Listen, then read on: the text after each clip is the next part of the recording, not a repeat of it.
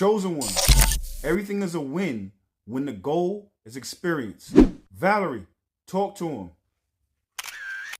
Because when you stop chasing outcomes and start honoring experiences, you can't lose. Everything that happens, every setback, every win is alchemy. It's the universe refining your frequency, shaping you for what's next. You stop defining success by results and start defining it by evolution. People always talk about timelines and how to jump timelines and how to, shift timelines.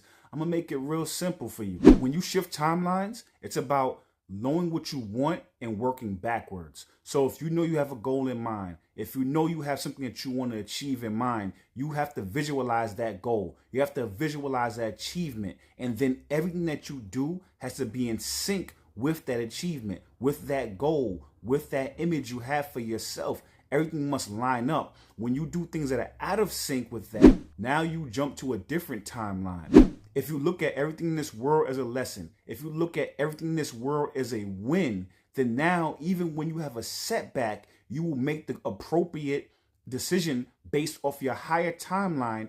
You will also look at it as a win because now it prepares you for your higher timeline. It gives you wisdom and experience towards your higher timeline. So everything, good or bad, is a win. If you look at it as a timeline jump, it now is going to propel you to where you need to be or give you the experience and the wisdom and the stick-to-itiveness. It's preparing you for where your higher self is taking you. Valerie, talk to him.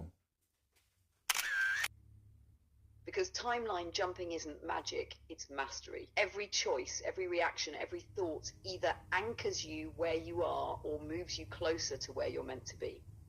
When you respond from wisdom instead of wounds, that's a timeline shift. When you act like your higher self before the evidence appears, that's embodiment. And the universe can't resist alignment. It rearranges itself around your consistency.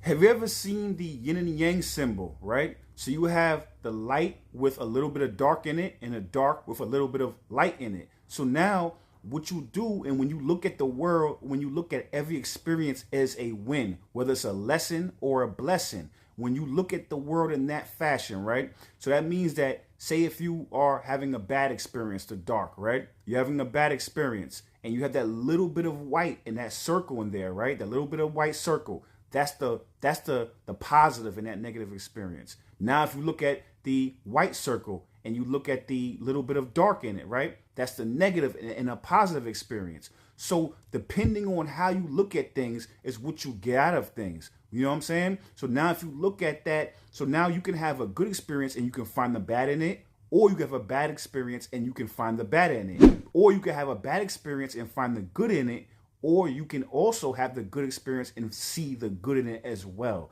It depends on how your perspective is and what you're looking for. The same way as if, your friend has a car, or, when you always see, a Dodge Charger, whatever the case may be. That's because you're more aware of it because your friend has it. Or maybe you have a certain car. You're going to start noticing it more and more because that's where your mind is tuned to. So if you're tuned to a negative frequency, you will find negativity. If you're tuned to a positive frequency, you will find positivity. Valerie, talk to him.